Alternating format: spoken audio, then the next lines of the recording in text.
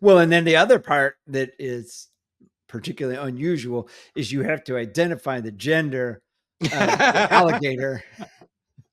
I'm not sure if that was something that you really have to do, or if You that's like. do. You do, but you always make the new guy do it. Yeah. So all of the gender revealing parts are on the inside of the alligator. So you have to insert something inside in order to tell what you and you dictate the gender by feel. Did you do one? Yeah. Yeah. You fingered an alligator. I was Does Bree doing know about everything it? I could to avoid saying it that Does way. Bree, does Bree know that you're into bestiality? Well, that's not. She needs to know. That is not the same. Oh, I can't take a drink because you're going to take a drink. This is ridiculous. Well, that was nice because we were able to pick the best sellers and things like that. What you found was, Bitch, I can see you falling asleep while I'm telling my I'm story. not falling asleep. Look, just try it.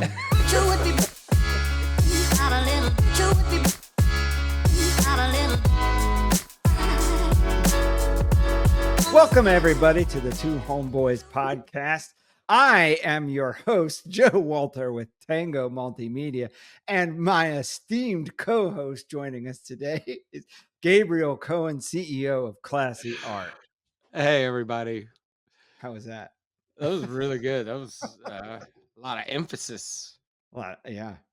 I'm working on my radio voice. No, Maybe we not. used to tell people, like if you're like burning them, you're like, "Hey, you've got a face for radio." Yeah. Right. Yeah. Anywho, I've not done a whole lot of burning lately. I'm probably rusty in the burn category.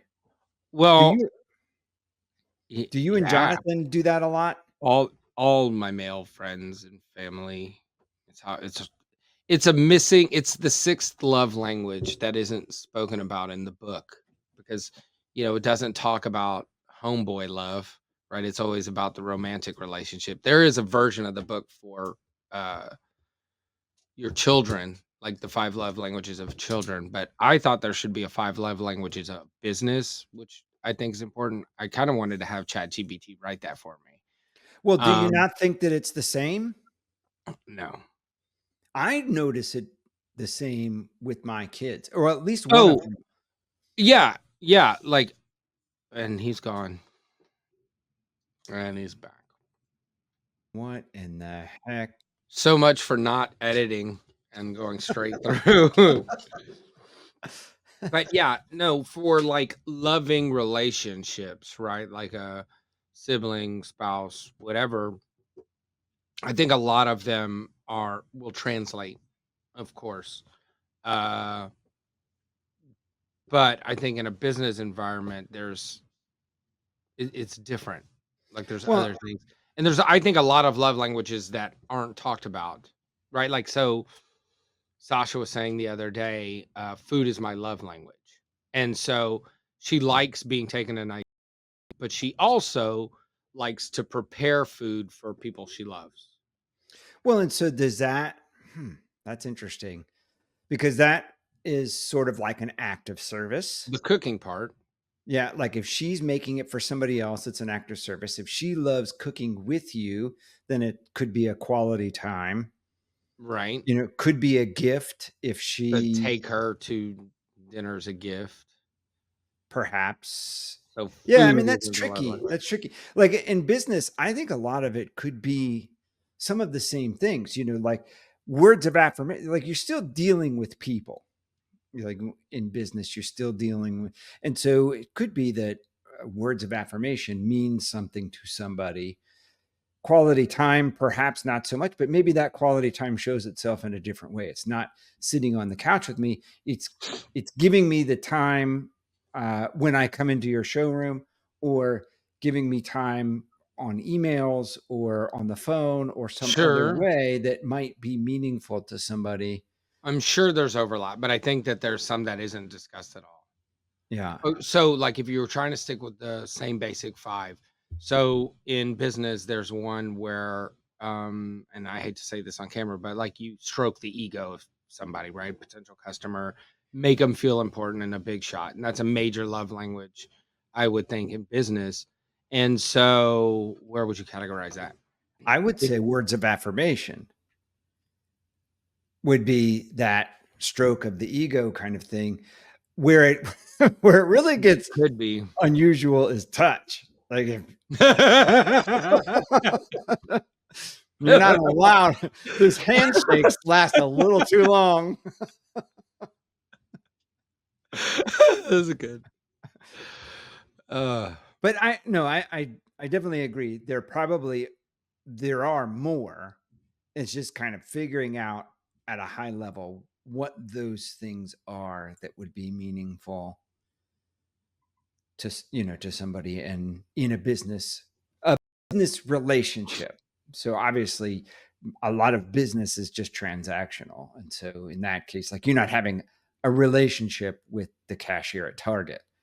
Um, but right. Yeah. No, I'm thinking with in longer sales cycle, right? Like relationship based business, like the furniture industry, like in the B2B side, not necessarily B2C. Well, and even within your business. So your Right. plant manager, your employees, your office people, like each of them have their own things too. Yeah. How would we get on this? Who knows? Who cares? Because there was something else about it that I was going to go in another direction. And now, Oh, that's why we care. I'm sorry. I apologize. I didn't mean to diminish what thank you. the path Diminish you my were. feelings. And Yeah, it's the anti love language. you're important. Thank you. Stroke my ego, please. Did you get a new haircut? I did not. It looks a little more slicked down than usual. I have been playing with some other hairstyles more regularly. So, You've done, so going back to the Snapchat popping up reminders conversation. Um, I I get these reminders around market because I will often be, I used to, especially when I used to post a lot on Snapchat. Often it would be at market, or not often, but I would kind of regularly do it at market, and those regularly fell on similar dates. So right. what that does for me is it gives me kind of a timeline of our different looks, Oh and god. and it's condensed into like a few minutes on this Snapchat because it's like, here's market from 7 years ago, here's market from 6 years ago, and so you have some very distinct looks through the years. Yeah. And Yeah. so is that just you kind of keeping up with the times? Are you making a conscious effort to change yourself on Mm, some kind of interval? it's I don't know that I'm making a conscious effort. I mean, I guess I have to be but it's just kind of how I feel, and like you get market feedback and you adjust, right? And I don't know, like look at me 6 years ago, right through all that turmoil. Like, you could probably look at me back then and be like, "He's going through some things," you know?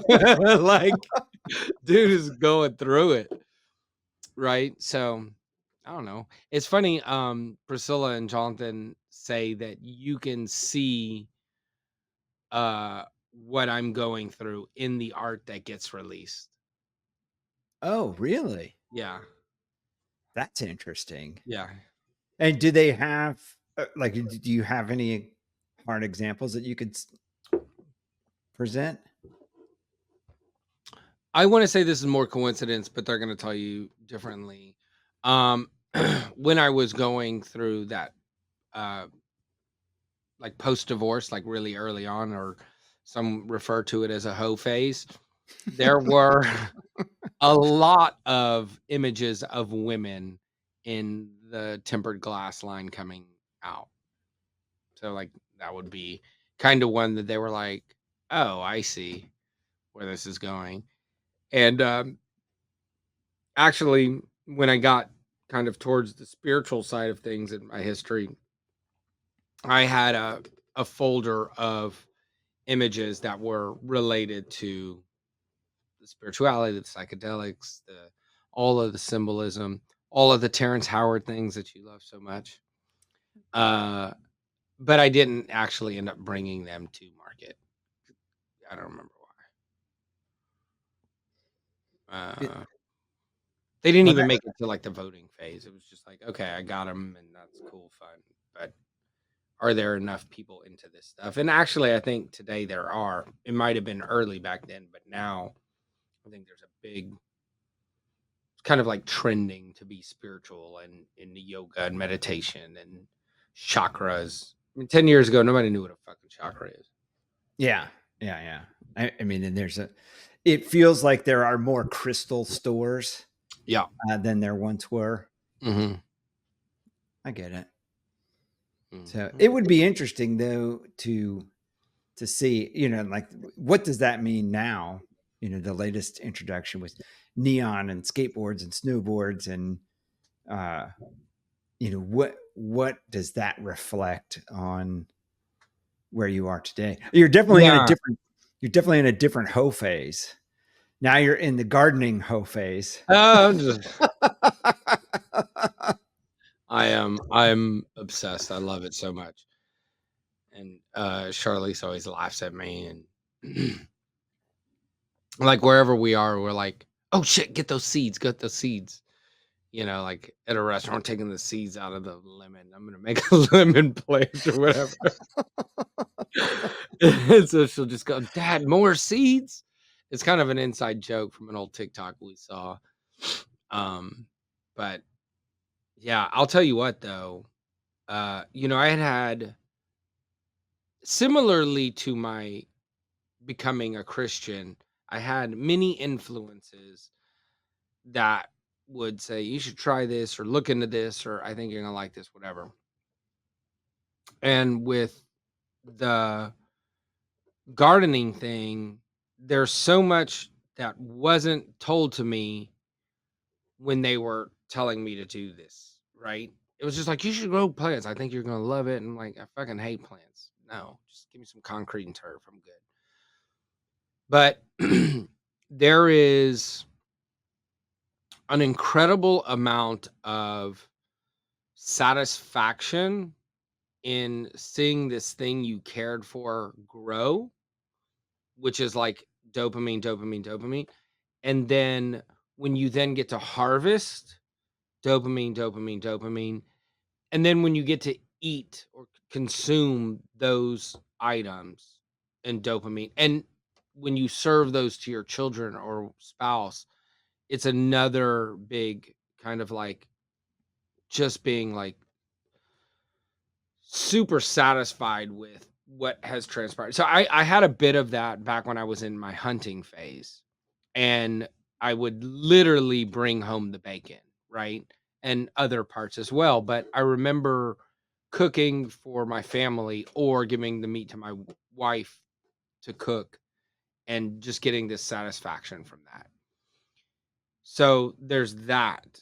The other thing is um it's really a kind of meditation. And a lot of people struggle, like they don't know how to meditate and things like that. And it's hard to meditate, and that's why they call it a practice because you got to practice. But people are super uncomfortable with sitting there with their thoughts and nothing else.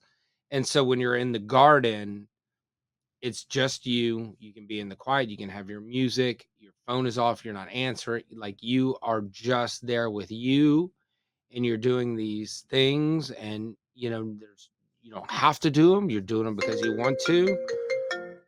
Fuck out of here. That's not gonna work. Amateur hour. I don't even know where. There you are. Charlize has my iPad, and her friend is FaceTiming her, and it's connected to my phone and laptop. Anyhow, so it's really another form of meditation, and I hear people talk all the time about, "Oh, well, I jog and that's my meditation," or "I whatever and that's my meditation." And all those things count too, as a form of meditation, right? I don't think they're the same as actually going to a mindful meditation where you're kind of trying to do nothing, think of nothing, whatever. But there has been great benefits in my life from the type of meditation I'm getting from the gardening. And the other thing is just learning. Like I am constantly learning. And I think about how much I know now, and I've only been doing it for like what, 6 months, maybe less. And and I know that I can do this for the rest of my life and still learn. And so that's been really fun. Do you think you will do it for the rest of your life? I don't know. I mean, I have a trend. I recognize I'll obsess over something and overdo it for several years and then I'm over it. But I'm when I say I'm over it, I never like get over it. Like I haven't prioritized hunting like I used to. Hmm. I'm not over it. Like I still like to go, want to go. I just need to prioritize making those plans, right? So I would think that ultimately gardening would be something like that as well, right? I still do it a little. Maybe I'm not obsessed with it. Maybe I'm not out there every day. But I'll tell you, um, Sasha and I were getting into a very heavy conversation, a difficult conversation, and it was about some really emotional things in my past. And she, so I, there was a point I was like, you know what, like, can we change the subject? Because like I'm actually having anxiety about this. Like I never feel this way. I talk about this stuff quite freely and regularly. I was like, but I'm really having anxiety. And she was like, well, why don't you come show me some things in the garden? And, like, I didn't recognize. I was like, "Yeah, let's go do that," and instantly went away. The other element is if you do it barefooted, because now you're grounding, or some people call it earthing, but connecting to the frequency of earth, and so shoes, and I know this sounds weird, but shoes were probably the worst invention of mankind as it relates to our health. Because we're supposed to be grounding with the earth. We're supposed so there's like sheets and mats you can like plug into the ground outlet on your wall and stuff like that. And they help, but like the science behind this, you should see they like hook people up to like these heart monitors and stuff like that, and they're having high blood pressure or regular heartbeats, whatever. And then as they go step on the ground barefooted, it's like immediately corrects. I'm just thrilled to hear you say that shoes are the worst thing for our health, because then it makes me feel a lot less self-conscious about drinking a beer. Hey, anybody got any cigarettes around Yeah. here? Fuck these shoes. I'm, getting, Matter of fact, fuck this. I'm kicking my shoes off and smoking cigarettes. Anybody got any fried food? There's nothing wrong with fried food, sir. Donuts? Mm. So, Yeah. Well, um, you, as long as I've known you, you have been influential in getting other people into the next thing. So, when I see that you're into spirituality or gardening or keto or hunting or these different things, I often think this is the thing that all of us are going to be doing in 2 years, and then you'll be doing something else, and you'll be kind of on to the next thing, and we'll say, aliens are stupid, and then, you and better then watch your mouth. and then 2 years later, we'll all be talking about the aliens. Yeah. Um, what do I do about this FaceTime thing? We'll edit this part out, but she's getting another FaceTime call. Can you go on airplane mode? Or will that disconnect you from the I don't cast? know. Is there an airplane mode on? We're gonna have to edit this out, Alex. Thank you. Oh, oh, oh, it's magic. You know. As long as you're connected to the Wi-Fi, because airplane mode only takes away The your mobile. shit. So the problem is my daughter keeps getting FaceTime calls. Can you turn your ringer off? My ringer is off. It's the laptop that's the problem. Can you turn the volume off on your laptop? Bro, I It feel takes like over the whole screen. this is an easy problem to solve. Can you just smash the laptop on the ground? And then we're not on a podcast. So I noticed that All you right. just Fuck tipped it. your I noticed you just tipped your glass when you poured your beer in. A tip of the And glass, you said.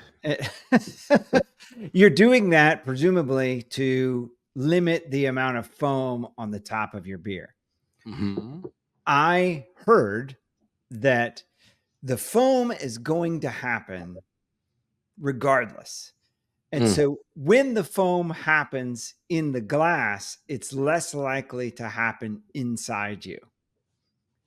So now when I pour a beer into a glass, I don't try to make it not foamy. I let You it just foam, hoping wait that 10 minutes for the pour your beer so that you don't burp.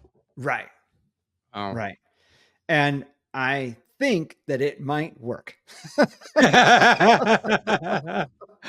How does it work if you funnel or shotgun a beer? I've never done that successfully, so I Lies! don't Oh, know. successfully. Successfully. I have a video of you spitting it all over my face. That's a great way to waste one beer. I got mine down. You know, believe it or not, that I have never actually done that. That was the first time ever. That was it? Yeah. At how old? 50. You're probably the only 50-year-old to attempt it too. So Yeah. here's to you, brother. Thanks. I appreciate that. Mm-hmm.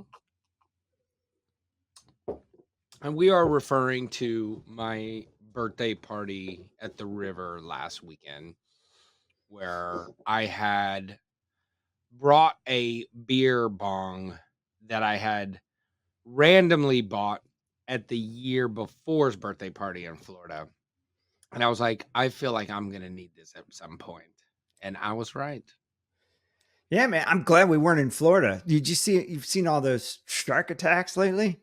No, I did see that. That's crazy. I don't want to go in the water. Like, I don't see the need for it. These sharks are out of control. I don't get enough.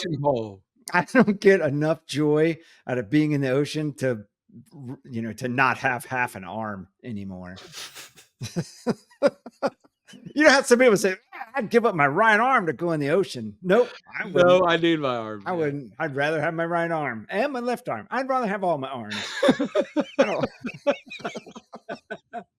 I don't want nothing to do with them sharks or alligators. Alligators are crazy, man. Yeah, yeah. Well, you went alligator hunting. Yeah, well, that felt somewhat safe. I can assure you that there is not a single minute with Doug Hutchinson that is ever safe. That's a good point. We should have him. He's got to be a future guest. We should have him.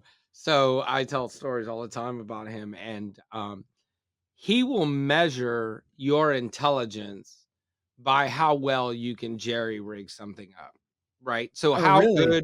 how good are you at duct tape and zip ties, right? Like, and so like you go into hunting camp, and this was a while back. I think he fixed it up, but the handle for the screen door was a zip tie, right? And I specifically remember him using zip ties on the motor to the boat. And so it's so funny because like every time something went wrong, and everything always goes wrong. I was there an hour, and the Ranger Kubota, the little like ATV with the tops and the 4 seats, within an hour, it caught on fire. And so we're like, What? "Oh, dear." Yeah. I mean, like everything goes wrong. And every time it goes wrong, he gets so fuck shit, motherfucker. He's so angry every time, like it's some surprise. And so I can't help but just sit back and die laughing. And I don't know if this was your trip or maybe a trip before. We're out there in the middle of the pond, right, with gators every damn where, and the fucking motor takes off like away from the boat.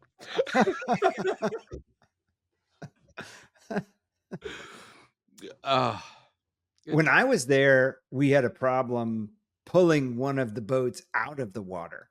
There was all kinds of vehicles involved, and I think that a vehicle got stuck, and then we brought in another vehicle to pull that vehicle and the boat out together. But it was a whole ordeal. That was fun, though. Right. For those who don't know, alligator hunting or alligator fishing is you lure the alligator to the shore with a giant hook and an old chicken on that hook. And that hook is tied to a tree branch. So the hunting part of it is when you arrive to where your hooked up chicken is, if there's an alligator on it, then you shoot him. Yeah. So it is like shooting alligators in a barrel, in a sense that the alligator can't go anywhere. It feels more like fishing than hunting, but there's guns involved and tags. You only get so many, so that makes it a hunt. But also there's the fight, right? Like when you're fighting a fish, and that can be challenging, but it's not dangerous. In this case, you see the tight line and you pull it up, and you don't know the size of the gator, but you're in that little John boat. So the walls of the boat are this wide, this tall, half of it's underwater. So you're like got this much boat, and the gator's right at the edge of the boat, and you're like pulling the thing, and it's spinning and slashing, and you have to, the other guy with the gun whose turn it is trying to wait for the right shot to get it right in the right spot. And yeah, it's still, it was intense. It's intense. Yeah. I don't want to take anything away from it. It's not like a stalking, or it's not like a sitting like you would with a deer or a turkey or something like that, where it's scary. It's probably scarier than other types of hunting, in that sense that you are right there next to this thing. Yeah. I don't know many that could go that really are haywire, really quick. Yeah. It can go sideways. I remember, so we took, actually my first time out there was with Lee Scott, and Lee Scott, it was his first time. And, I remember, so this was like, I was brand new to hunting, like first year kind of thing. And it's a reptile, right? And so reptiles move when they're dead. And so like you have this 10-foot gator in the boat with you at your feet, because you're in a little John boat, and it keeps, and you're like, what the fuck? Like it's just twitching. Yeah. Yikes. I had forgotten about that part of it. Well, and then the other part that is particularly unusual is you have to identify the gender of the alligator. I'm not sure if that was something that you really have to do, or if that was you do. You do, but you always make the new guy do it. Yeah. So all of the gender revealing parts are on the inside of the alligator. So you have to insert something inside in order to tell what you fit, and you dictate the gender by feel. Did you do one? Yeah.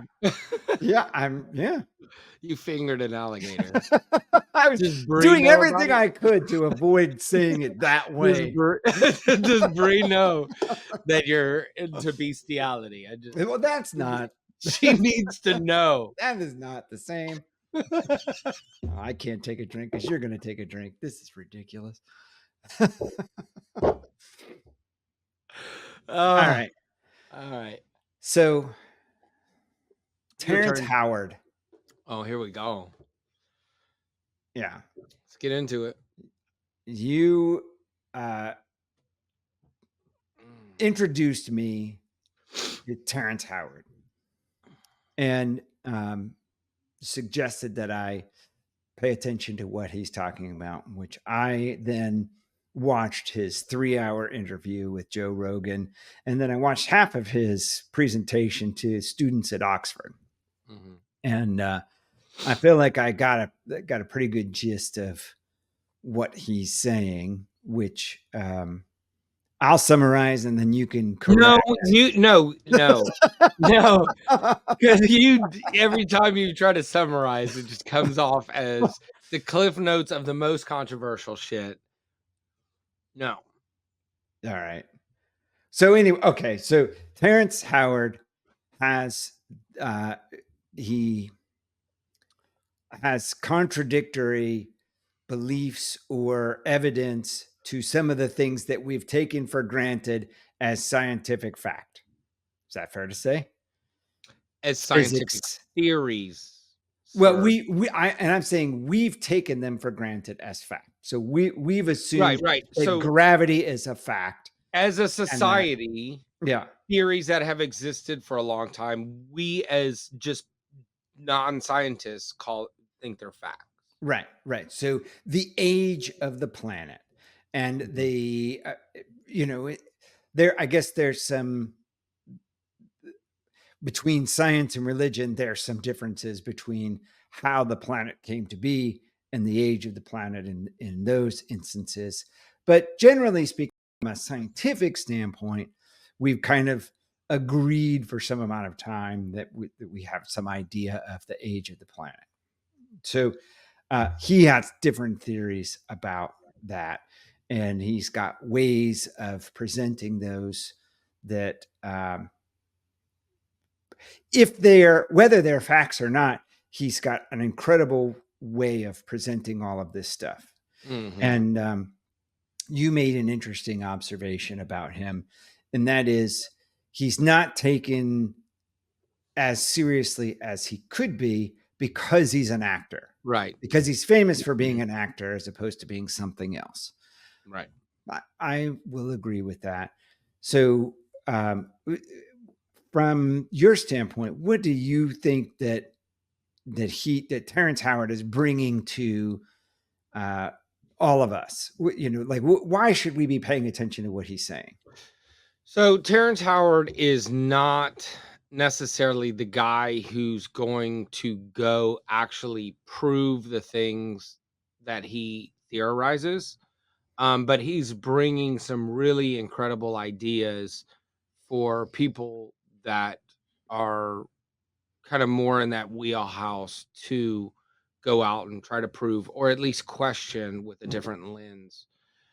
Um, and so one of the things, like when I started my spiritual kind of journey, and a lot of what he talks about and works with is very recognizable in the spiritual community.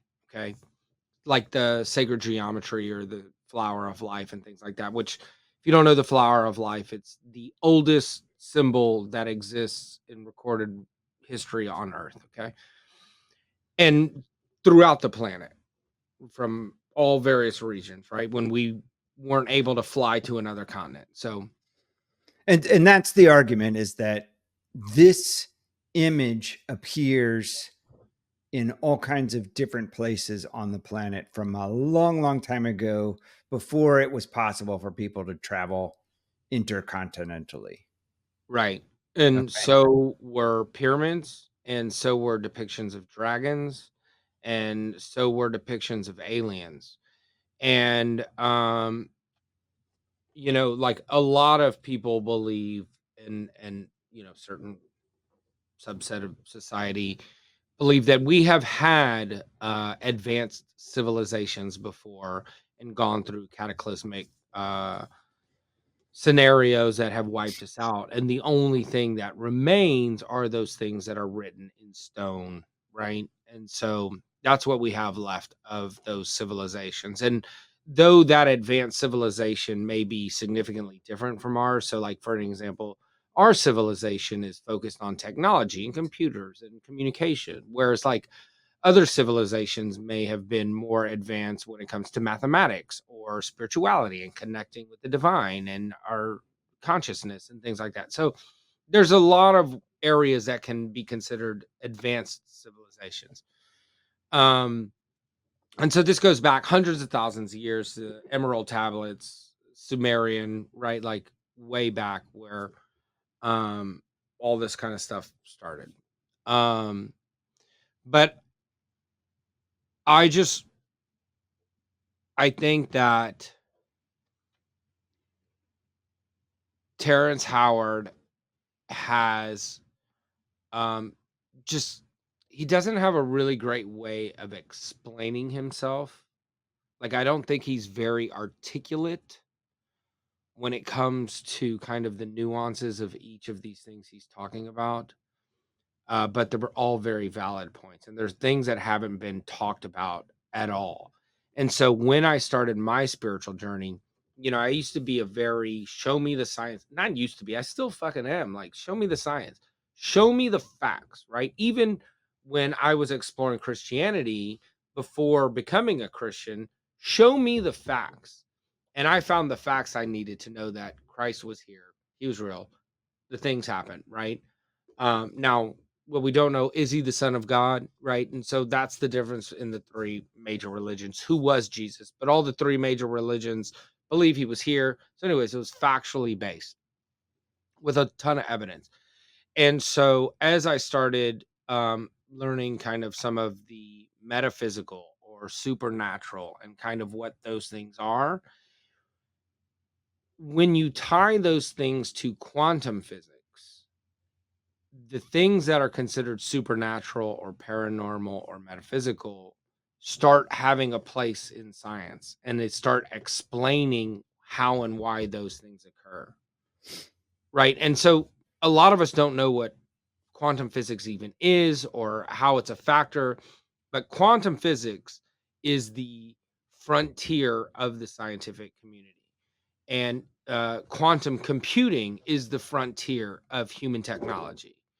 And so all of those things start getting explained. And I know, like, I don't want to get into all of it because I'm certainly not educated enough to explain the details. I can talk a bit about it, but to give you some kind of like, I don't know how to explain it, but to kind of give it some ability. The Nobel Peace Prize last year was awarded to a man who proved Einstein wrong that light is not the fastest thing. I mean, the prize wasn't given to him because he proved him wrong. It was proving quantum entanglement, which essentially means that these two subatomic particles can be at any distance. It can be 100 million light years away, which again, remembers it. That means it would take light, the fastest thing, 100 million years to reach that point. So it could be that far. Mhm. And if these two particles are quantum entangled, you can turn this one and the other one will turn the opposite direction instantaneously at the exact same time. So that's, and that's doesn't prove any of the things I just talked about, but the fact that the Nobel Peace Prize, which is kind of like the gold standard, the highest achievement for a scientist, is based on quantum physics and the newest achievements and realizations and that have happened in that realm. And so back to the Terrance Howard thing, a lot of these things sound really far fetched and stuff like that, but we just could be a long way from understanding. Well, and so where it leaves me is with so what? Like in our and I say that genuinely, not to be dismissive of this whole idea, but also so what? Like Okay. what the How does that impact your life? how does it affect us? Why should anybody care? Like you sent me a text message that said, I want to talk about Terrance Howard on a future podcast. And I said, who's that? And then you sent me a clip, and that clip was of him. It was just a little piece, but it was him talking about how the earth is moving away from the sun at some sort of interval or cadence or whatever. And it was going to take 50 million years for it to move an inch or something like that. I don't remember the details. I'm paraphrasing, but that was my initial gut reaction was, so what? Like there's nothing that we can do about that. And like we can't do anything about the sun. You can't change. Right. Okay. But so like I understand why scientists would be interested in this, because it could change a lot of the things that we think are real or that we think are the way they are. But ultimately for the rest of us, like, who cares? Okay. So remember that we're spinning at an incredible rate. So then I feel like an incredible rate would sound more aggressive than that. We're then spinning around the sun at an even faster. I mean, I don't know the speeds, but they're outrageous, right? Then the moon's spinning around us, and then the whole solar system is spinning, and then the solar system is moving throughout the galaxy, and then the galaxy is moving at 1,000,000 miles an hour, expanding into the whole shit is all chaos. It's all chaos, and no, you can't do anything about that. But the more you understand about it, the more you can create like an environment that's safe and sustain human life and things like that. So like, okay, so if Elon Musk is trying to achieve interplanetary life for like, let's call it risk aversion, right? And if we know that we're moving away from the sun, so the next planet closest to the sun, so there's the Goldilocks area, right? Mm-hmm. The distance from the sun, and every sun has, or every star has a Goldilocks distance, depending on how hot that sun is, how far that planet, Where life is possible. Where human life is possible. Okay, because other life forms are possible in extreme heat, extreme cold, all those things. You should have let those bubbles go into that beer. Damn, good timing. So you can adjust with those things, right? Or like the idea of, and it's far too advanced for me, but where he was talking about the shapes of the intersections of the bubbles and things like that. And so, if you go back to like Tesla's old thing on free electricity, like it's all around us and how to harness it. And that's a very real thing that exists. And so we can use that in our everyday life and not be paying these electricity companies and depending on these fucking grids that are all over our head, giving us cancer and living in this crazy place of, radio waves traveling through our body all day, every day. I don't know. I'm just like spitballing here, but the more you know, right? The more you know. Well, then that would have been my criticism of Terrance, is not explaining it in a way that should matter to the everyday man. Like, it's too early for that. He doesn't give a fuck what you think about him. Well, he's out there discovering shit. Like, what were they saying about Isaac Newton with centrifugal force? And like, if you didn't, when the first man invented the wheel, you would look at him and be like, great, you're rolling a round rock down a hill. How does that impact me? And today you couldn't live without wheels.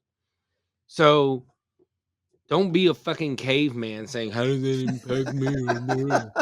Well, I will disagree in the sense that he's going on podcasts. He's clearly trying to get his message out there in the world, not to scientists. He's not just going to the place where all the smartest scientists hang out.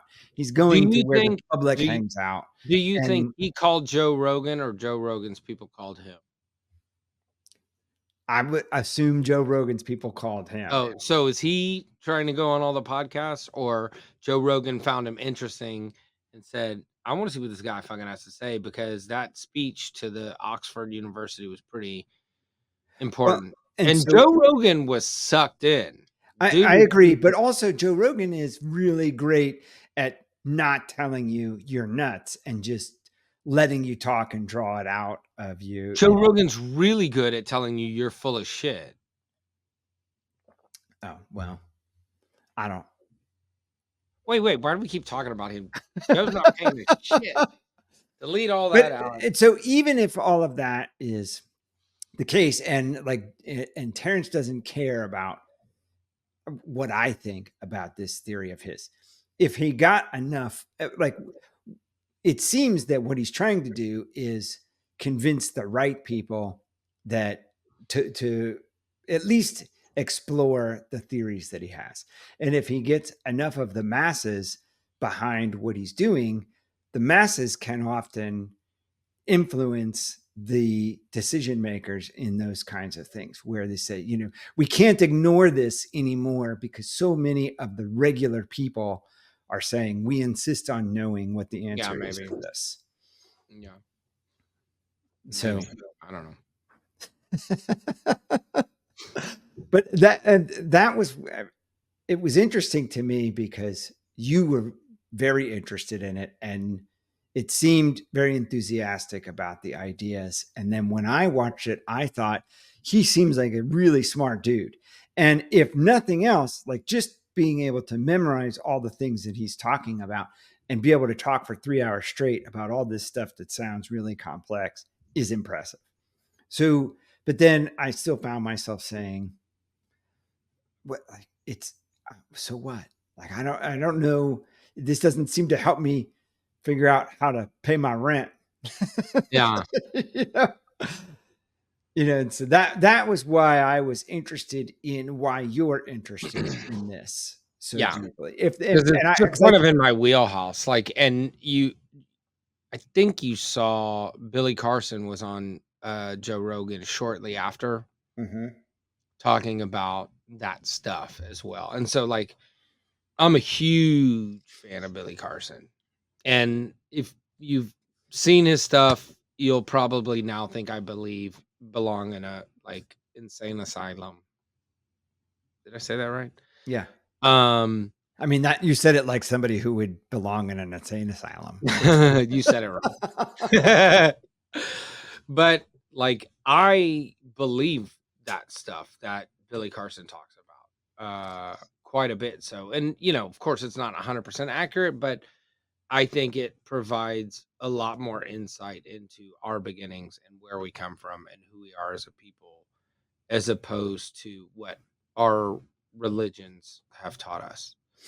Well, And and that that's the evidence is there. Like Billy Carson comes with like evidence, like so that way predates any religion. all right. You had mentioned something about the aliens and giving birth to us, or something along those lines. And Is I'm this what we're doing? paraphrasing. Yeah, this podcast is not about This, furniture at all. I I got mean, some furniture fuck, I stuff don't to know if we talk can about, post this. This is my business, man. but I have a note on my laptop here that You says, gotta put your hand behind it. Gabe, Gabe, Jesus. Jesus, comma.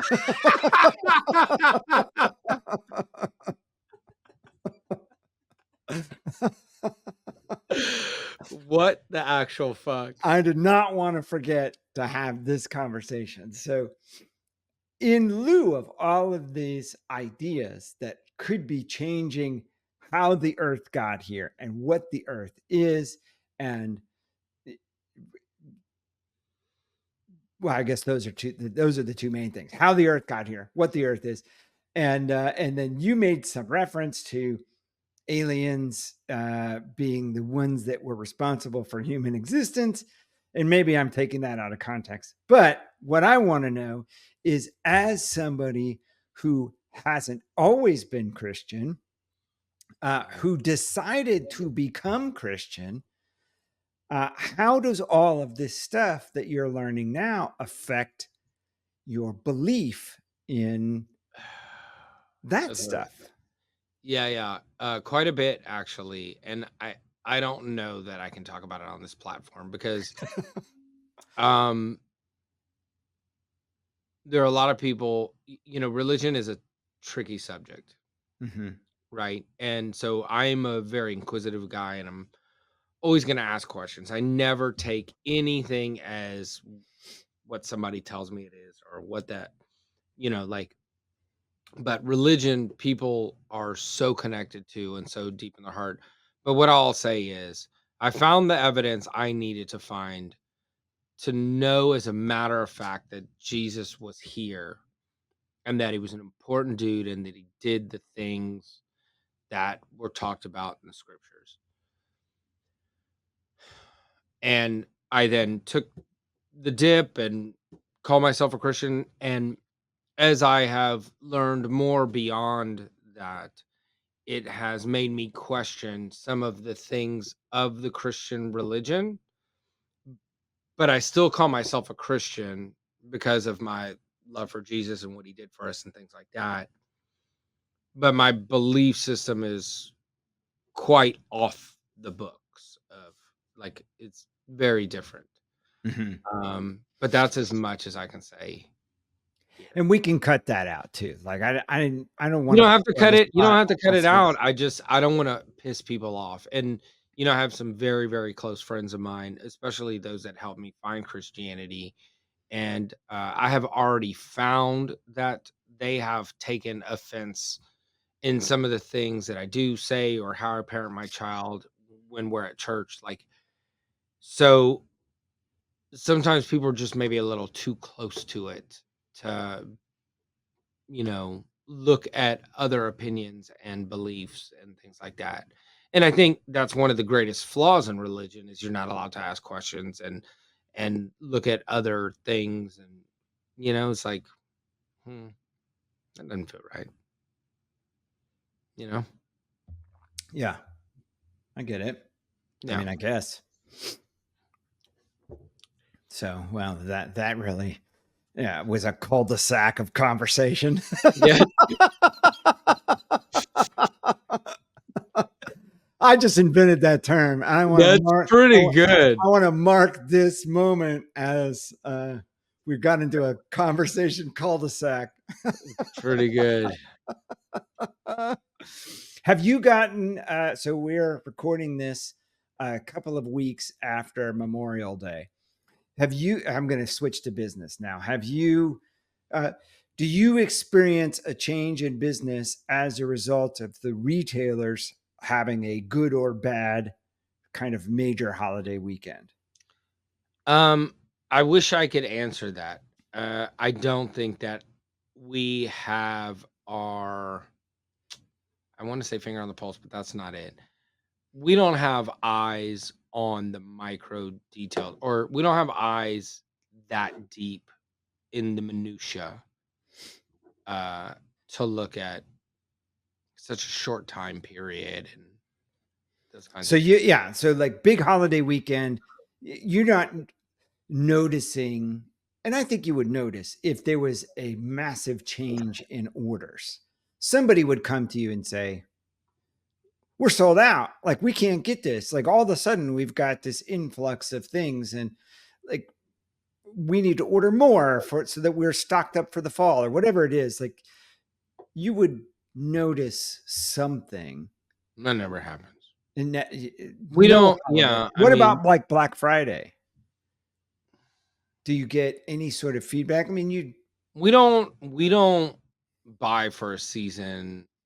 It doesn't change our purchasing. We buy for sales history, demand planning, like that. And because we have so many SKUs and so many customers, there is no 800-pound gorilla that dominates our revenue.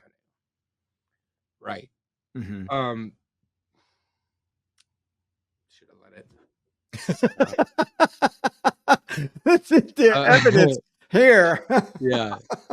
So, so if we were 100% saturated, every retailer bought from us, then sure, we'll see influxes. But as you have seasonal influx or holiday influx, you also have new account, lost account, new account, lost account, right? And so it's, you know, and then having so many products, right? Like not everybody's on this item. They're on all these other items, right? So it's a little bit more difficult to notice, but Do you load up at like, are there any times of year that you load up on product? no. So The goal is to never run out, but it doesn't require loading up. It's ordering frequently and ordering strategically based on demand.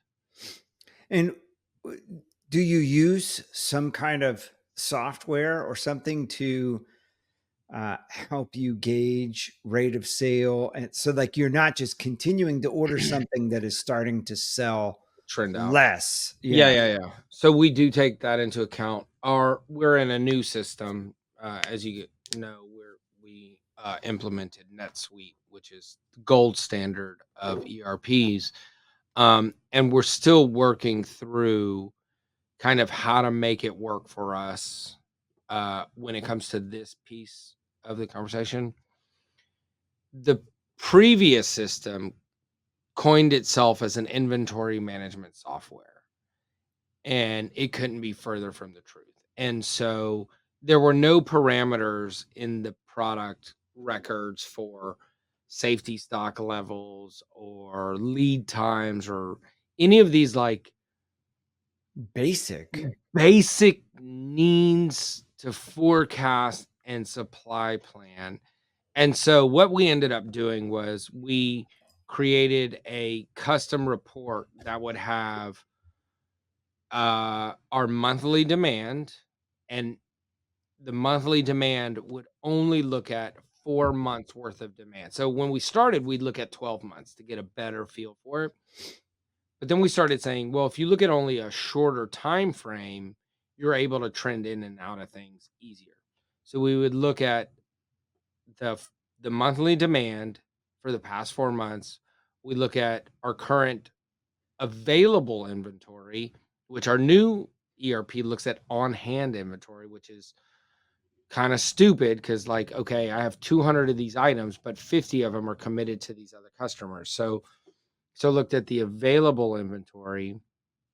It looked at how many we had already on order, meaning like on the water or in production headed towards us. And we would extrapolate that. We would take into the account the amount of time it would take from the day we place the order till we receive it. So let's say it's a 90-day lead time. So if the demand was 10 a month, I'm going to sell 30 more by the time it gets here. So when it gets here, I'm going to have, let's say, 27. And if I'm selling 10 a month, that's not enough because I want to hold 5 months worth of inventory. So one of the things, so we don't, most companies try to be super lean and keep their cash flow, and they don't want to sit on inventory. And I learned from Sue at Crownmark very early on, like they're the guys that always have what you need. And even though it's more expensive, we operate like that. Like I don't care about running lean. I care about being the guy that always has the things. And so that came in super handy during COVID because everybody was out of merchandise within the first month. I can't tell you how much business we picked up by having, we never had inventory issues. We may have had a couple of SKUs that like on month 3 got kind of fucked up with the tempered glass because we'd sell it so good, but like that's it. Like we were super grateful to have. And then there's some other things like we had orders that were already done in production. So as soon as the oceans opened back up, it was ship away. And like we didn't have to wait those 180-day lead times that were crazy during that time period. So It has served us well to not be cheap on inventory, but it's all very well calculated. But going back to the original question, no, not loading up for some season or some holiday or anything like that. Mm-hmm. And I think people don't give enough credit to what happens when you lose a slot on somebody's floor. So during that kind of COVID time period, other suppliers lost slots to the ones that had merchandise. And it is like once you're in, it seems it's way more difficult to get pushed out once you're in. Right. So, Was there a question in there? no, Oh, okay. just Thanks just an observation. Thanks for sharing. It's just an observation about, and perhaps some backhanded kudos for having that inventory that allowed you to take those slots, because once you're in that slot, even though inventory returns to normal for everybody else, it's hard for them to boot you out. Are you making eyes at Alex? It looks like you're the battery. crying Great, out Alex. loud. Our battery. That was quick.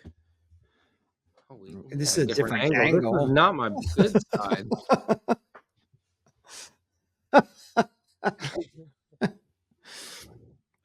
All kinds of technical difficulties here. Yeah, so I since I'm not doing whiskey because I have that event after this and I moved to beer, it's not as easy as just having an ice bucket and a thing here. So I've got the fridge is, in the employee break room, and I may have some mugs in the freezer also. But like I can't just get up and go get the beer. So I was like, Alex, I don't want to ask you to do this, but like, do I give you a signal or like how are we doing that? So the signal is Well, so yeah. That's funny. Thank you, Alex. I love you so much. I have another post-it note here that says, "Give me beer." No.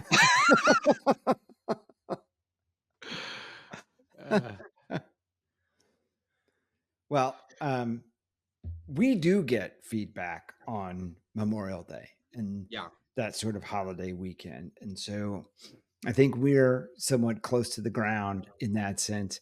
And we get it from lots of people all over the country. So, and lots of different parts of the industry. So there's high end, there's rent to own, there's middle market, there's rural and cities.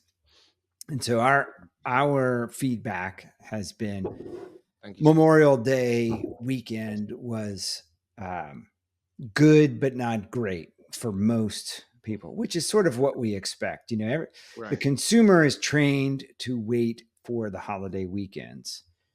And a little piece of ice attached to the cup. Yeah. Look at that. Look at. We can't. That was not interesting. It cleared up right when I pulled it away. Don't tip the cup. Oh. Don't tip it. Let it foam. I'd rather it get in there than spend 10 minutes fucking with it. It'll be fine. It's not going to take 10 minutes. The old. Yeah, but that's weird. It works. Putting your nose grease into your beer. Just let it be. Let it live its best life. You'll never hear me say this again, but that's too much head. Oh, whoa. Hello. Yeah. So anyways. Yeah. So yeah, I mean, that's what you expect. It was good. Wasn't great. And that's what we heard from, tax season for the last 10 years too. Right. So yeah. For those that don't know, tax season was Christmas for the furniture industry. We didn't give a shit about Christmas, but we cared about tax return time. And it was bonkers. and it, you know, People subtly just went to aren't like, nothing. I think they're not getting as much back as they used to. And I think that people are underwater. I think a lot of people are underwater, and Well, there was also like there was the early return, so it didn't all hit at one time, and then the season got shorter, and then there was some other thing. There was like the credit crunch, and there's a bunch of things at play with that. yeah. Are you doing anything different investing wise, considering the high interest rates and kind of where we are right now? Um, few things. Uh, I think the most obvious thing is it's getting substantially harder to buy real estate that's going to have a net cash flow, and where we may have only considered a property that would return, and this may sound crazy, y'all, but 15 to 20% or more return on cash.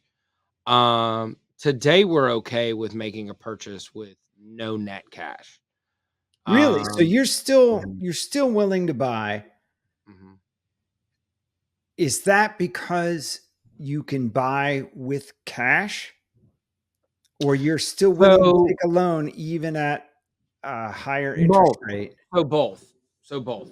So um in the event of, I don't know that we would do a no net cash deal on a cash. Like that's on a, okay. Right, of We course. Like that would be crazy right. because it's a That's cash deal. The only thing you're paying is I property can tax and insurance. right. I can go put that money in a savings account and get 5% or more, right? So we wouldn't do a cash deal with no net cash flow, but we would go get a mortgage on a deal that has no net cash flow. And there's several reasons why. One, you're getting your mortgage buy down, right? Like your tenant is continuing to pay your mortgage down. Hmm. Um, One of the things, and I hate using this in calculations to buy a property. Never have. And Jonathan's a big proponent of looking at appreciation rates. And appreciation rates have been awesome the last 10, 20 years, right? So those two are the big net gains. And then the idea is if and when interest rates come down, and he's like, oh, they're coming down, they're coming down. They've been talking about it. I'm like, yeah, but they've been talking about it forever. So we have a difference in opinion in that. But in the event they do come down, you can then refinance out and create a net cash flow. So I would say that's the biggest thing that's changed with the interest rates. Also, some of the like hard money loans that we fund, or how would I say that? So Yeah. we are the financier for the hard money loan. All of a sudden, they're not as attractive as they were when interest rates were lower, and they make great rates, but compared to, again, you can stick it in a bank account for 5.5%, which is stupid because you're still losing money. People think that's a great deal. If inflation is 8% a year, you're losing money at 5%. I don't think people get that, right? This Right. idea that companies give you 1 to 3% raise per year, like the best you're doing is keeping up with inflation during our normal economic time. During these periods of like super high inflation, you're taking a pay cut every year at a 3% raise. I don't think it was 10 minutes before you were able to drink your beer with no head. I just want to, Well, because I didn't run a clock on it, I but tilted. It's been at least 7. yeah, you're fine. You're fine. Maybe that's the gap that you need. Once it once it touches your lips. Yeah. Mm. So, just to clarify, that is wine you're drinking? Yeah, I'm a Pinot Grigio. I don't know if I'm saying it right, but it feels like a good summertime wine. Our buddy Ryan turned me on to that. We we were on a trip in a summertime place, and I wasn't normally a What is a summertime place? I like girls that wear Abercrombie and Fitch. No, But what happened to the tropical beer? place. We were at tropical place. I only had one. I only Oh, had one beer, and so I started with that. And this is my backup. all right. But I've gotten an appreciation for this the white wines in the summer, and so I do feel I'm like it's not lost on me that I'm now a 70-year-old woman, but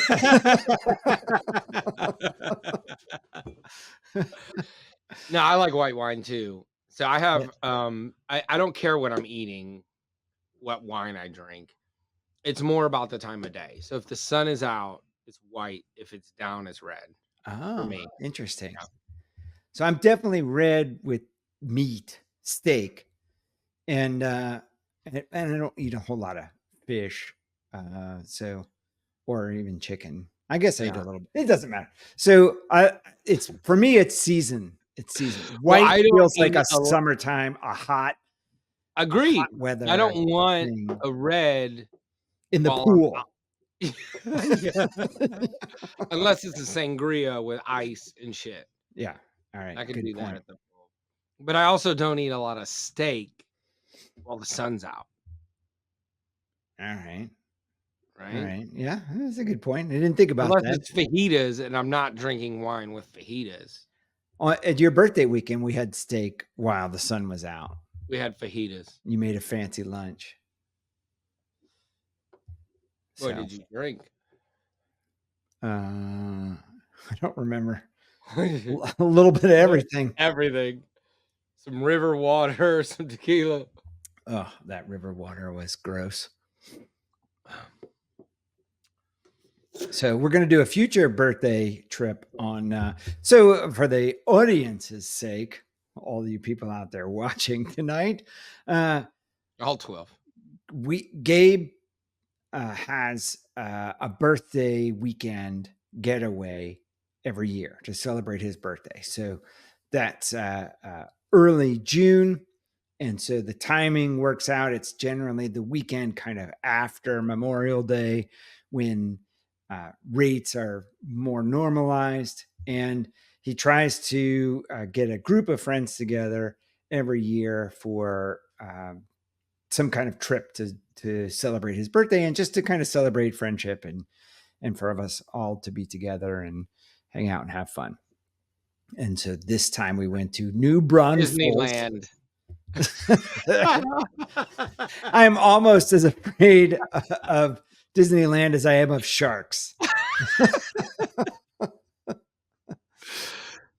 I don't know So, how New families. Braunfels. New Braunfels. Yeah.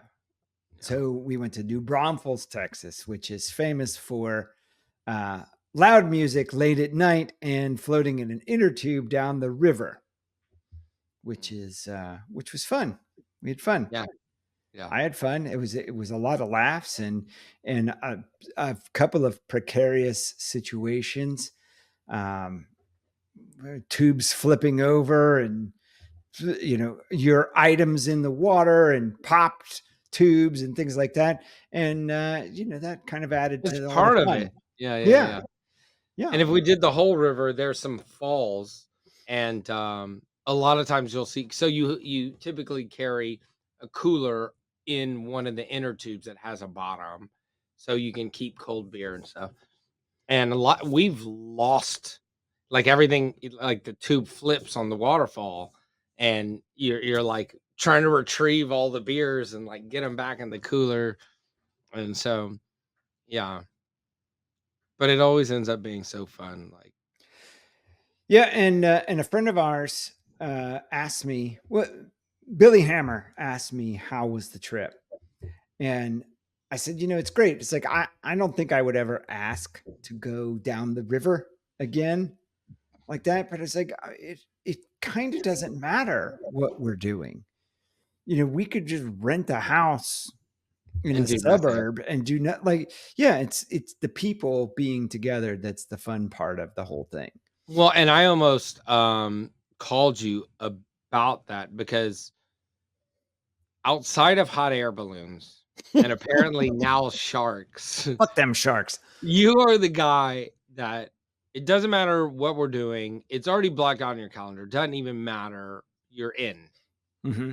And, my dumbass, I'm going to do all kinds of crazy shit. And you're always in. And you always have a good time and you make the best of it. And I really admire and appreciate that because it's a characteristic you don't see in a lot of people, Yeah. you know? Yeah. So, Thank you. What I'm saying is, do you miss me when I'm not there?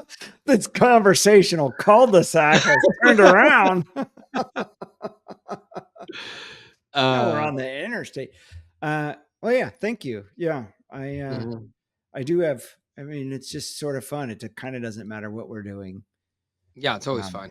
And it's the group, right? And so I think you know, a lot of people, well, both in work and in your personal life, like a lot of people when they travel as large groups, there ends up being a lot of drama. And he wanted to do that, and we wanted to do that, and then there's like all this shit, and we never have that. Not one time has there ever been any ounce of drama. And it kind of relates to how me and my brother are in our company too, right? And like a lot of people can't work with family, and like we wouldn't ever think to work without family. Um, and they're similar things, and it's really just like, who are you picking to be there with you, right? mhm. So people think that, like, because there'll be 12, 13, 15 people that like are going to Florida this year for their birthday or whatever it is. And they think I'm just like out inviting everybody.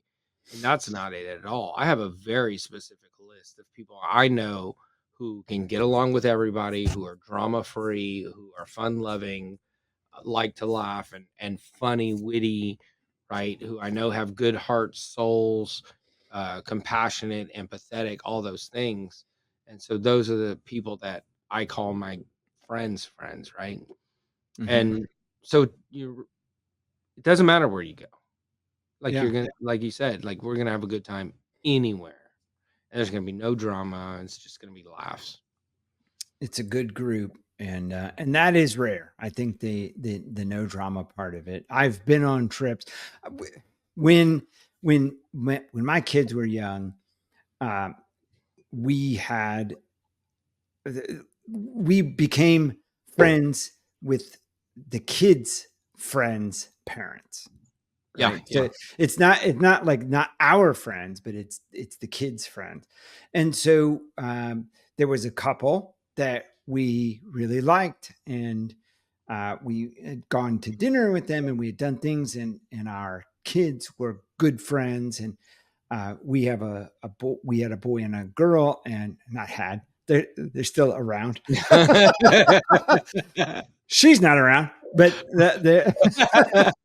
she's still alive. Anyways, Talk about the life. Okay, got it. so so we went on a trip. That felt like a conversational roundabout. Yeah, that nobody knows where to exit. Those fucking roundabouts are insane. So, am I supposed to be on the inside lane or the outside lane? I get it. Um, so we went on a trip with this couple, and we had enjoyable experiences with them prior to going on this trip. And as a result of this, vacation and kind of being locked in with them for a Mhm. week, it totally changed our relationship with these people. Like the one of them was insane, and to the level of, I shouldn't say insane, uh, terribly difficult, to the level of you felt sympathy, like witnessing what happened. You felt sympathy for the other one. You're like, holy shit, I can't believe that one tolerates this one, because that's next level difficult to deal with. Mhm. And it didn't ruin our vacation, because we were, we go with the flow, and we're not going to let somebody else. But it's an illustration of how the wrong group, like the wrong person or the wrong group, can really foul things up, Oh yeah. and you Well, you have had a another situation that I was invited to your summer trip, and I didn't go for other reasons, but I think oh, there was right. some drama on that one too. Yeah.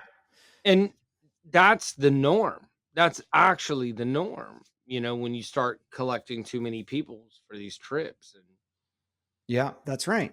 That's a good point. That and we is, don't have any of that shit on my trips. yeah.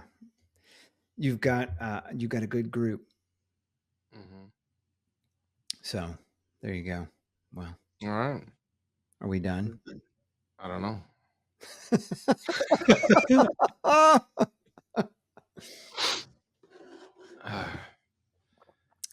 So Well, we really did not talk about the furniture business on this podcast. no, that's all right. I mean, last time we didn't. Well, we talked about half furniture and half Mhm. emotional intelligence between males and shit like that. So I who are we going to have on here next? That's a good question. But I Steve Nasca, I think is he would be a good guest, and I think that he's anxious. He's the only person who has expressed multiple times, "I want to be on. When are you having me oh, on?" really? Yeah. That's funny. He would definitely provide lots of laughs for sure. Yeah. So we I got like him so much. Vegas coming up in 6 weeks, Yeah. roughly. Oh, what are you doing for Father's Day? Uh, I don't know. You're going golfing? Alex is going golfing with your dad, I'm assuming. Does your dad like golf, or do you like He's golf? going golfing with your dad. He likes mean, it. I like You're going golfing with my dad. I don't like that one bit. I have no idea. It's it's a little challenging, right? Like my son's living elsewhere. He doesn't give two shits. My daughter is fortunately going to be with me. Um, I think I haven't thought about what to do with my dad. You know what he would like would be a fishing trip to just go all together on Sunday fishing. Yeah. It's been a long time since we grew up fishing all the time with him. And you And he guys loves it. are shoreline fishing. That's his thing.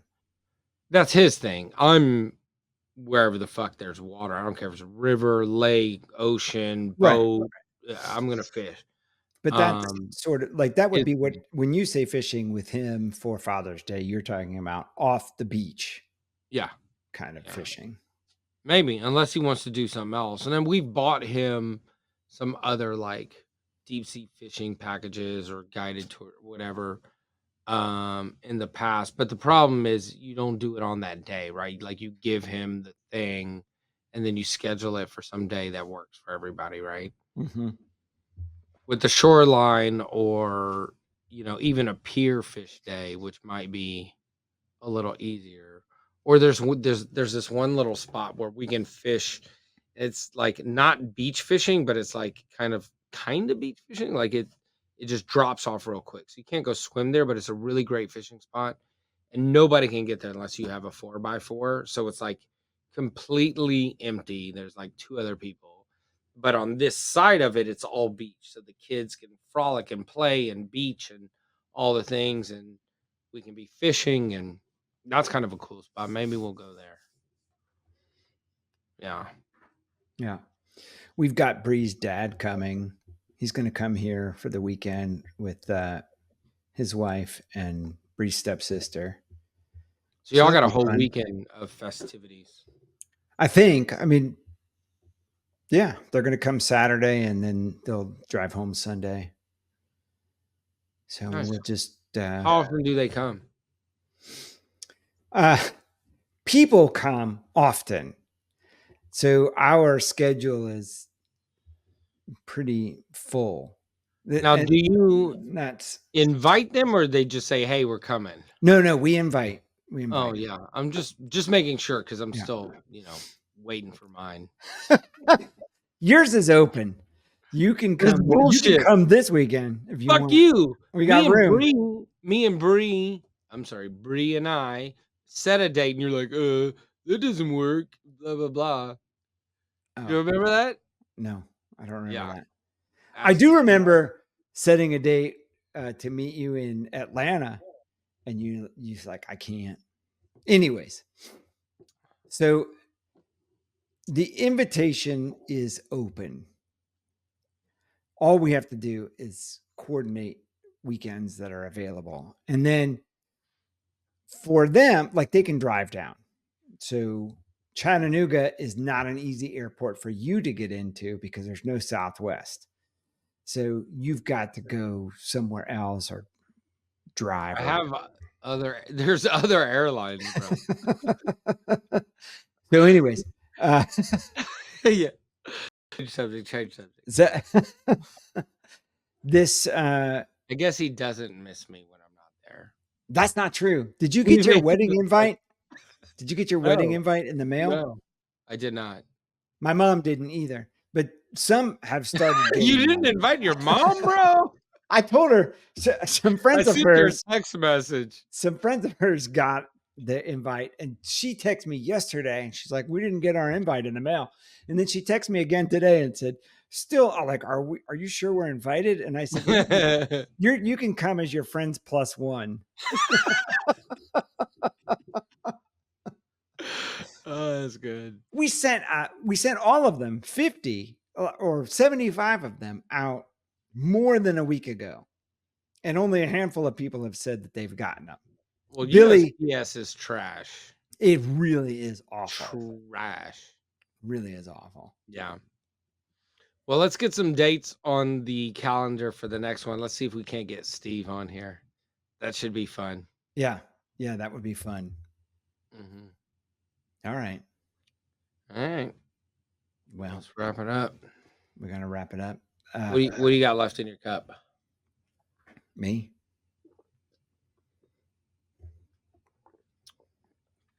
Cheers. I have. Oh, you gotta do that. I gotta finish that because who ever heard of putting a cork back in a bottle? Dumb. There's a reason those things don't fit back in. Yeah, I'm with you. What are you doing tonight? Why did you have to? You had odd times that you were able to do this.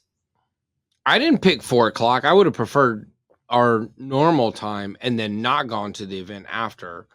But I'm You're the glad one we that did. said 4 or 6 or something like that. That motherfucker.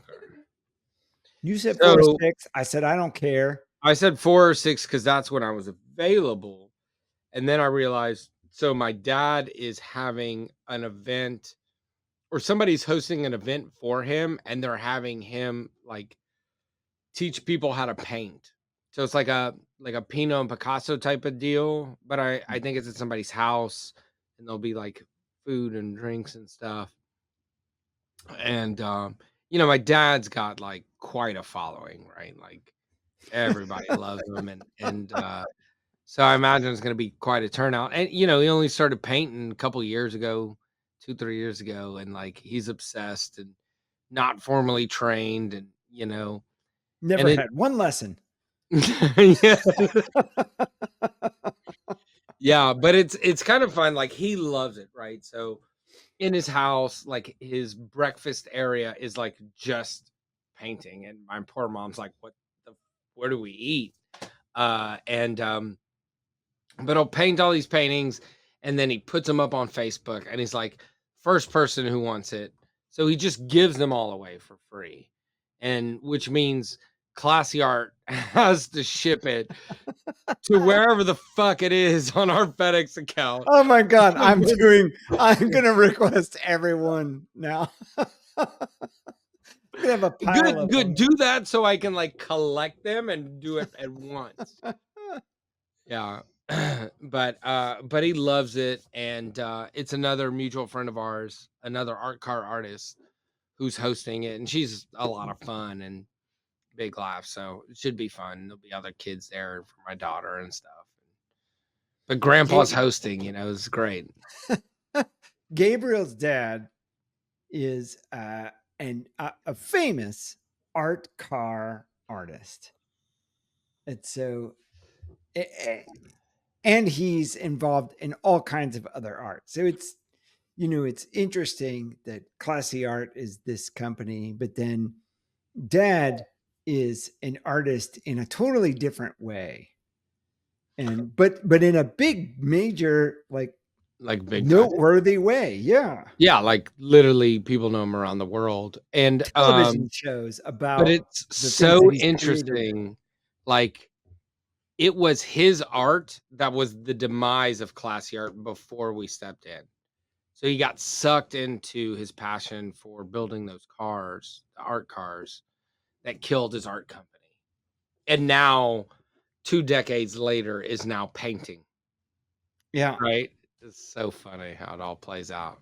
Well, and I'm particularly sensitive about this topic because I don't have any hobbies. And he's a guy that is all hobbies. Yeah. And it's all creative. And you're following in his footsteps. Like you have hobbies, you have things that you're interested in Mhm. outside of work. And I am aware that not having hobbies is a problem. Mhm. And but I don't know what to do about it. My dad didn't really have hobbies, and now he has, in his retirement, he has uh, filled his days with things that he enjoys. But I wouldn't call them hobbies. Like he's not golf. He reads books and he exercises and he does things like that. But he's not golfing or boating or fishing or creating or doing things like Yeah. that. My best advice would be like, what's one thing you want to learn to do? Yeah, I mean, I already know everything, so I don't know what I would learn. Okay, Terrance. But I think that's the start. And then you just decide to do it and prioritize it. And there's like a natural thing. The more you learn about it, the more you love it, the more you prioritize it. And that's what that looks like. Yeah. And I think a life without them is boring. A life without hobbies. Yeah.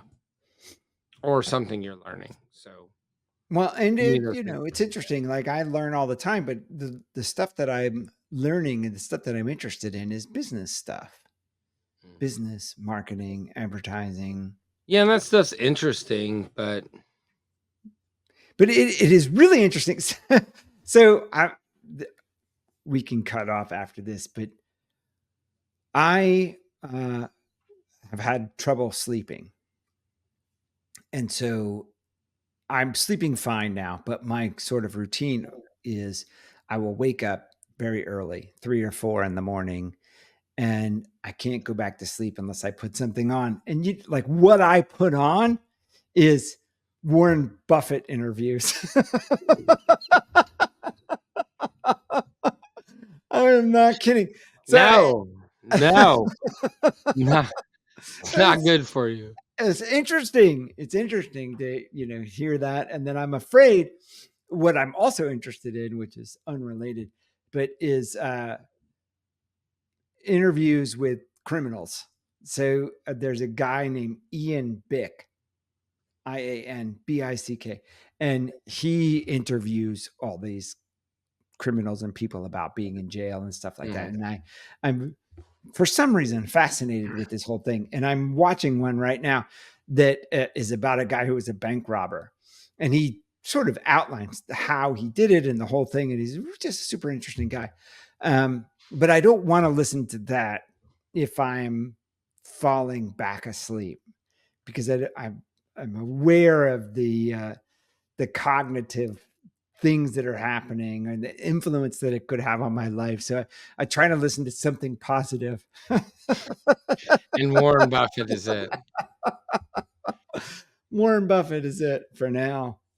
And Charlie Munger. God I rest would his say soul. that if you are really interested, you wouldn't want to listen to it while you're going to sleep. So if there's something you're really fascinated by and want to learn, you would want to listen to it while you're wide awake. Yeah. That's fair. Mhm. That's Figure fair. out what that is. I think it's hunting. You look Yeah, like a hunter. I mean, I'm definitely a hunter. I really want a crossbow. There's no logical reason. 100% you're getting one for I Christmas. want a crossbow, 100%. and I've been shopping for years, and that they're very impractical. They're I've been impractical shopping in for every years. sense, How do I carry this every day? and loading it, cocking it is incredibly I can already difficult. see this. I can already see you. Have you looked into crossbows at all? A little bit. I mean, First of I all, haven't like shopped for one. it's awesome, but like it is like the loading of the crossbow is so difficult that you can buy an apparatus for your crossbow that's sort of an automatic thing that cocks that pulls the I don't know what you call that, the string back. Yeah. And yeah, so I have no good reason for using it. I've got guns that I never shoot. I was just talking to I had a nightmare the other night about somebody breaking in, and I didn't know how to work any of the guns anymore. Oh my god. Got no good reason to have it, but I just think that'd be friggin' cool. You should buy a crossbow. Put it up over the skateboards behind you. They're not terribly expensive either. They're just like reasonable. The most expensive crossbow is $1,000. You can get a lot of them for $250, maybe less. Yeah. And since I'm never going to shoot it, it doesn't matter. Go to the range. Go, set up a thing in your backyard, whatever. I don't have a backyard. I don't know. I've I'm in never a been. townhouse. Never Bitch, been. you've been invited. When? Right now, you're invited. Come this Okay. weekend. I'll coordinate with Bree. You don't need to do that. Again. She ain't even here. It's just me. I'm on my way. You come right now. Alex, you down? Let's go. I don't know. Both of y'all could come. Bree's dad will be here this weekend, and he's the sheriff. Nope, I'm out. What? No, he's a cool sheriff. Like bag of paraphernalia, cool, because This is not his county. Oh. And he's off for work. So I don't know that any of that's true. He's a good sheriff. All right. He will not overlook your bag of paraphernalia. Maybe he would. I don't know. I'm not going to find out. I'm not about that life. He's watching this. He's not. He's not. There are 18. We have 18 subscribers, maybe less. Yeah, but it might pop up on his For You page. That's true. That's true. Yeah. We're kind of a big deal in the sheriff community. All right, let's get out of here. All right. Well, it was nice talking to you. 'Twas a pleasure. Thank you. Thank you, everybody, for tuning in for this episode of Two Homeboys. I'm Joe Walter, VP of Online Advertising at Tango Multimedia, signing off with my co-host, Gabriel Cohen, CEO of Classy Art Extraordinaire, yet again. And behind the scenes, Alex at, we can't say where Alex is. People will steal him.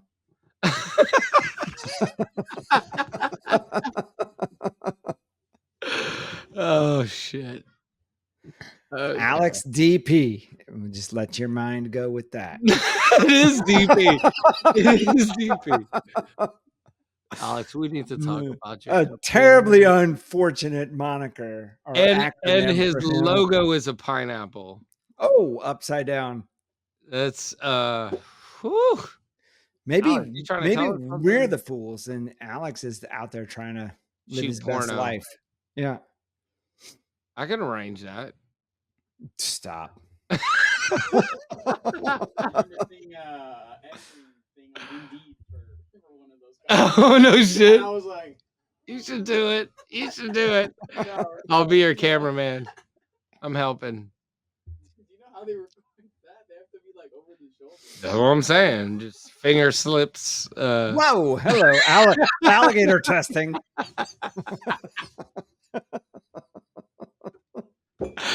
Oh, on that. Well, that was nice because we were able to pick the best sellers and things like that. What you found was, Bitch, I can see you falling asleep while I'm telling my I'm story. not falling asleep. Look, just try it.